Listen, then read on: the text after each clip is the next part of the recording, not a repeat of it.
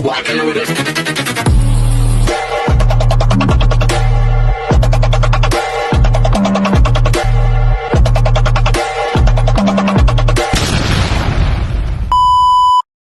Hi everyone! Good evening! I'm back! It's your Mama Sam dito sa Samsam TV. Kamusta naman kayo mga amigo, amiga, kumare at kumpare? Sana lahat kayo ay okay na okay ngayong araw ng Tuesday. So, happy Tuesday sa atin lahat ng bonggang-bongga. So, kamusta naman kayo? Syempre, bago ako tsumika ng bonggang-bongga, gusto ko muna mag-shout out sa mga kaibigan natin sa iba't ibang panig ng mundo na talaga namang inaabangan ng ating Samsam TV. Syempre, nandiyan dyan. Syempre, yung mga friends natin from USA. Hello, hello, hello. Sa mga taga-USA, from Canada. And then, of course, from Australia. At saka, syempre, yung mga friends natin na nasa Europe at Middle East. Lalo-lalo na yung mga nasa Middle East. Nako, ang dami-dami nila dyan. Maraming salamat sa love and support na binibigay ninyo, syempre, dito sa channel ko. And then, of course, hindi lang yan. Yung mga friends natin na nasa Philippines. Syempre, special yan. So, maraming salamat po sa support at pagmamahal ninyo sa akin at patuloy ninyong inaabangan. Syempre, yung mga chika natin dito sa Samsam TV, kahit na, alam nyo, late na to, na inilalabas, pero nandiyan dyan pa rin kayo at nakaabang. Kahit minsan hindi ako nakakapag-upload lately kasi nga, sobrang dami talaga ng ginagawa ko. Busy talaga yung peg ng Mama Sam ninyo. Pero syempre, tuloy pa rin ang chika, tuloy pa rin ang ligaya, at tuloy pa rin ang buhay. O, di ba? Kaya naman ngayong araw na to, pag-usapan natin, Kurt Bondat.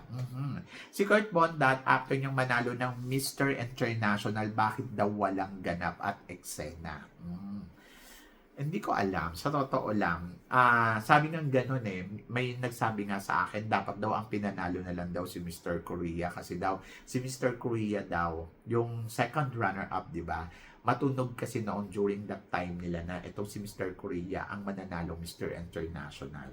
Pero mas pinili si Kurt ng organization kasi syempre Kurt Bondat to at iba yung ino-offer talaga ni Kurt. Ayun yung mga naririnig ko na talagang pinagpipilian nila between dito nga kay Korea at saka kay Kurt kasi nga si Korea ay naka-base sa Thailand and then ayun, marami siyang project dito, tapos active siya, very active ko ano man yung mga promotion, like example, yung sayang, yung, alam niyo yun, naririnig ba ninyo yun? Siguro naman, napapanood ninyo yun, talagang nakagawa kagad siya ng video na yon para sa Mr. International. And then, bukod doon, syempre may mga endorsement, promotion, talagang madami. Hindi ko lang alam, parang piling ko naman hindi naman nagsisisi ang director ng Mr. International na si Kurt ang nanalo, no. Si Kurt kasi parang feeling ko marami din kasing project sa Pilipinas at marami siyang ginagawa talaga na alam mo yon na busy, na hindi talaga pwede siya mag-stay sa Thailand. Saka decision din naman ng organization din daw na talagang pauwiin si Kurt at hindi mag-stay dito sa Thailand. Pupunta lang pagkailangan nila. Pero parang feeling ko, isa or dalawang beses lang na nagpunta si Kurt dito sa Thailand after niyang manalo ng Mr. International. At ito nga, this coming September 26, itong taon na to, ay magkakaroon na ng Mr. International uli. So, wala tayong magagawa. Iba-iba kasi ang career ng bawat tao, di ba? So, tulad nga na sinabi ko, iba yung career ni Mr. Korea, iba din yung career ni Kurt Bondat. But parang feeling ko naman, hindi naman sila nagkamali sa pagpili kay Kurt bilang Mr. International. At kung wala mang eksena o ganap si Kurt, parang feeling ko meron naman siya mga ilang naging ganap kasi nagpunta siya ng Espanya para sa Mr. Spain. So, hindi lang siya naiimbitahan pa ng ibang country na nag-held ng Mr. International sa mga bansa. Kumbaga, parang wala pa. Siguro dahil hindi pa naman active din yung ibang pageant. And then, dito naman, wala naman silang project. Sabi ko nga, ang Mr. International at ang Mr. Thailand, International Thailand, parang feeling ko mas maraming ganap doon sa Mr. International Thailand. Kasi siguro based dito sa Thailand, tapos Mr. Thailand, tapos ayun yung kinikilala, tapos connected sa business kasi yung national director ng Mr. International Thailand. Kaya lagi ko siyang nakikita na ay ang daming eksena at naiimbitahan ako sa mga eksena nila at ganap. No? Talagang maraming pictorials para sa buong isang taon. Talagang parang feeling ko ang busy-busy nito ni Mr. International Thailand. At hindi lang yon, kasama yung mga runners-up. So sabi ko nga, in fairness, ang ganda ng pageant nila dito kasi marami talagang eksena at ganap yung mga girls nila. Like example, sa Miss Universe Thailand, di ba? Ganun din, ang daming ganap. Busy. Tignan nyo si Miss Grand Thailand, busy talaga, di ba? Pero isa pa din sa walang eksena at ganap, itong Miss Grand International natin na si Emma Tiglao na ngayon ay nasa Pilipinas. So maraming nagtatanong sa akin, Mama Sam, bakit walang eksena, walang ganap yung mga nanalo dyan sa Thailand? Bakit hindi sila nabibigyan ng project or hindi sila rumarampa sa iba't ibang bansa? Hindi ko alam. Depende yun doon sa national director nila. Siguro dahil wala pa namang imbitasyon. So yun. So parang feeling ko, walang imbitasyon. Hindi pa sila naiimbitahan ng mga ibang country. Pero guys, huwag kayong mag-alala. Ano pa lang naman ngayon? February, di ba? So nasa buwan pa lang tayo ng February. So September or October pa ang magiging pageant nila. Imagine ninyo kung si di ba?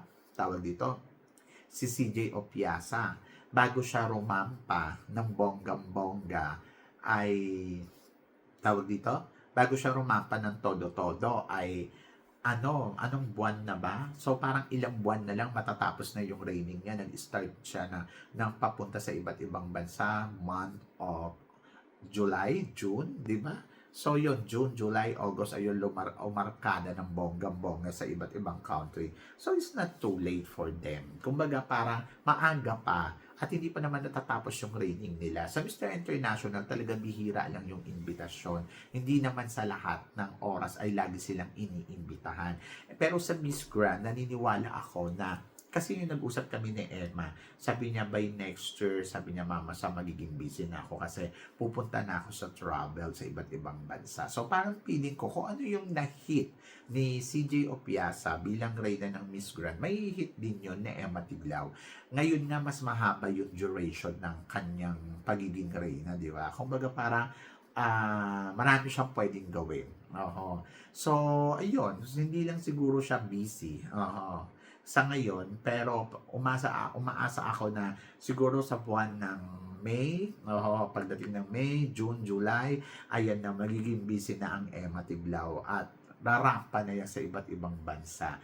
Ako, happy naman ako kahit hindi siya makarampa or kung ano man. Kasi syempre, pangarap to ni Emma na maging Miss Grand International, maging isang beauty queen, title holder sa isang pageant. Para lang yan kay Atisa na gusto natin magkaroon siya ng corona or si Michelle D, di ba? Na maging title, matawag talaga silang queen sa international stage, di ba? Or international title, ganon. So, ganun din yung kay Emma. Pangarap niya to na natupad at ayan na nga, di ba? Parang nakikita natin na talagang umaarangkada naman ng bonggang-bongga. Di ba? And then, pagdating naman dito kay Kurt, ganun din ang masasabi ko. Pangarap to ni Kurt na magkaroon ng title holder sa isang international stage. At ayan nga, nabigyan sila ng pagkakataon. And then, siguro kung hindi man natin sila nakikita na ganun ka-busy or wala silang masyadong eksena at ganap, but naniniwala naman ako na, alam mo yon, nagagampanan nila ang kanilang pagiging reyna at hari bilang title holder, di ba? So, yun ang importante. Nakikita natin na na-fulfill nila unti-unti ang kanilang pagiging reyna sa international, di ba? So, yon. Oo nga, no, napansin ko, parehas pala silang nanalo dito. But, ganun talaga. So, looking forward ako sa magiging eksena at ganap pa nila. Pero tulad nga na sinabi ko, hindi pa naman tapos ang reigning nila at marami pang pwedeng mangyari at maging ganap. Di ba? Kaya support lang tayo sa ating mga reyna at hari na katulad ni Kurt at saka syempre ni Emma Tiglao. Si Emma Tiglao, love na love natin yan. And for sure, marami ang magiging ganap in the future. Di ba? So, yon. So, kayo guys, ano guys ang masasabi ninyo dito sa mga pinag-uusapan natin ngayon? So, please comment below para at least malaman ko naman kung ano naman ang chika mo sa mga tinatalakay natin. Syempre, maraming salamat po sa inyong lahat sa support at pagmamahal na binibigay ninyo syempre dito sa channel ko at sa mga hindi pa nakaka-subscribe. So, please don't forget to click like and subscribe my channel at i-click nyo na rin po ang notification bell to more updated syempre sa aking mga chika. Sabi nga ganon, always keep smiling and laban lang. So guys, hanggang dito na lang. Hanggang sa muli nating chikahan. See you tomorrow. Thank you guys.